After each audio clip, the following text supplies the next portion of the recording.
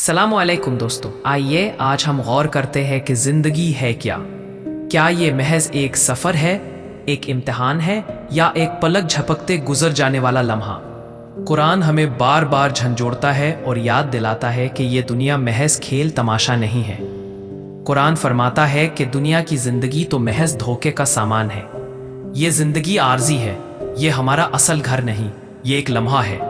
असल जिंदगी तो आखिरत है। अल्लाह सुब्हानहू व तआला ने फरमाया, वही है जिसने मौत और जिंदगी को पैदा किया ताकि तुम्हें आजमाए कि तुम में से कौन बेहतर अमल करता है। जिंदगी एक अमानत है, एक मौका है खुद को पहचानने का, अपने रब को पाने का।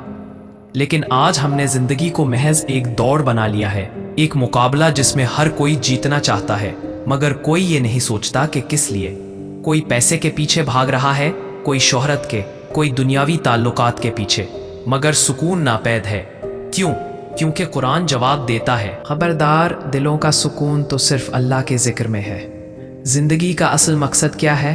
इबादत। लेकिन इबादत सिर्फ नमाज, रोज़ा या हज नहीं, बल्कि हर लम्हे, हर कदम, हर अमल में अपने रब की रज़ा को शामिल करना है। अल्लाह फरमाता है, मैंने जिन्नों और इंसानों को सिर्फ अपनी इबादत के लिए पैदा किया है। तो इबादत का मतलब सिर्फ झुकना नहीं, बल्कि जीना है, अल्लाह के लिए जीना। जिंदगी एक किताब है और हम हर दिन इसमें कोई ना कोई लफ्ज़ लिख रहे हैं। सवाल ये नहीं कि हम कितने साल जिए, सवाल ये है कि क्या वो ज़िंदगी किसी मकसद के तहत गुजारी गई? क्या हम वो ज़िंदगी गुजार रहे हैं जिसे मौत भी मिटा ना सके? जिंदगी एक चिराग है जिसे बुझने से पहले रोशनी बांटनी है। जिंदगी एक पैगाम है जिसे दुनिया से जाने से पहले मुकम्मल करना है। अब सवाल सिर्फ एक है, क्या आप जानते हैं आपकी जिंदगी का मकसद क्या है, या बस जिंदा है, जिए जा रहे हैं?